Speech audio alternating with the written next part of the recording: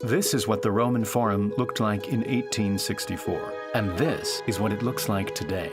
When archaeologists started digging here, they uncovered an entire world of ruins deep underground that hadn't been seen for centuries. Over time, the city had risen by more than 10 meters, and older buildings had been completely forgotten about. All over the world, you'll find ruins that are slowly being left behind by the constant rise of the streets, and modern cities that have been built on top of old ruins. The ancient city of Troy was rebuilt 10 times, forming 10 distinct layers, all built directly on top of each other. Even the city of Seattle has an entire network of mysterious abandoned shops and houses buried beneath the modern streets. But why are cities built on top of each other? Is the street level actually rising? And why does history always end up buried deep underground? We modeled the entire thing to show you how civilizations build on top of each other. We'll also look at the crazy historical layers beneath Rome, these strange hills all over the Middle East, and the mysterious city purposefully buried beneath Seattle over 100 years ago. There is no single reason why cities are built on top of each other. After the Great Fire of Rome in the 1st century, most of the city had to be rebuilt. But instead of clearing away the rubble, it was quicker and easier to simply flatten it out and build on top. This meant that new buildings were about a meter higher than the street. And so, to match the new height, the streets were raised and resurfaced, using rocks from the surrounding debris. With every fire and natural disaster that occurred, this process would repeat itself, raising the city and leaving old ruins buried underground. One of the clearest examples of this is the Basilica of San Clemente in Rome. The structure we see today is from the 12th century, but it was built directly on top of an old church from the 4th century. That church was built directly on top of a mysterious old temple. And that temple was built on top of an old house. And there are even older ruins beneath that. All in all, the valley in which San Clemente lies is now 18 meters higher than it was in the 1st century. Here's what happened. Back in 1st century Rome, before the Colosseum was built, a Roman villa sat at the bottom of the valley. After being damaged in a fire, it was converted into a temple by the Mithra people, a mysterious cult which was gaining popularity throughout Rome. But by the end of the 4th century, the temple was partially destroyed by the Christians. Looking to promote their religion, they decided to build a new basilica on top of the old temple. This basilica served the Christians for another 800 years. But by the 12th century, it fell into disrepair.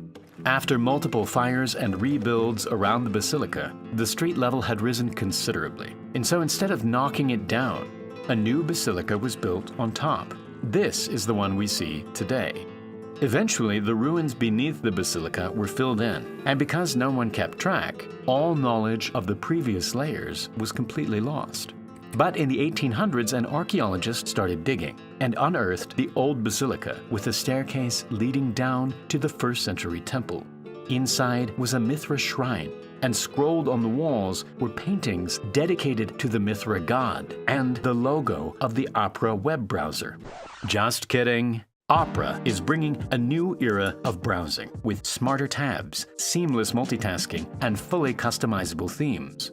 Gone are the days of getting lost in your tabs while you deep dive into something new. With tab islands, you can group your tabs by context and expand and collapse them to keep everything organized. Tab traces highlights your recently viewed tabs. Darker the underscore, the more recently you visited that tab. Split screen lets you work and browse like a pro, comparing products or taking notes while you watch your favorite YouTube channels. Just drag your tab downwards, and the split screen will click into place. With Opera's floating music player, you can control your music from 7 different streaming platforms without interrupting your browsing. It can even be used outside the browser. Opera's built-in AI, Aria, can generate images from a simple prompt and answer questions without switching tabs. Just hit Ctrl+/ and start asking questions. Aria can also analyze pictures you upload. With Opera, you can make the browser truly yours, with customizable themes, colors, animations, and even sound effects. My favorite one is the Aurora theme. Download Opera today using the link in the description and start exploring a new era of browsing. We've seen how Rome is built almost entirely on old ruins. But one of the best examples of a layered city dates back to a time long before Rome ever existed. All over the Middle East, you'll find these strange-looking hills with mysteriously flat tops. These are known as tells. Tel as in Tel Aviv, which used to look like this. These are artificial hills formed by centuries of civilizations building on top of each other. Inside each tell is a world full of old ruins lost in time. Perhaps one of the most impressive of these is the ancient city of Troy, which first began as a small settlement back in 3000 BC. The buildings were mostly made from mud bricks, and when they were destroyed, the material decomposed and covered the ruins in soil. Then a new settlement came along and built on top. Over the following millennia, 8 more civilizations took over this mound, going from the Persians to Alexander the Great and eventually the Romans, up until the year 500 AD, when the nearby port dried up and the last civilization left the city.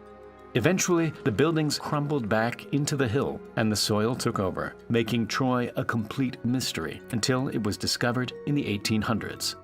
In most cases, humans are the main cause of layered cities. But there is something we haven't talked about yet. What happens when buildings and cities literally sink into the ground?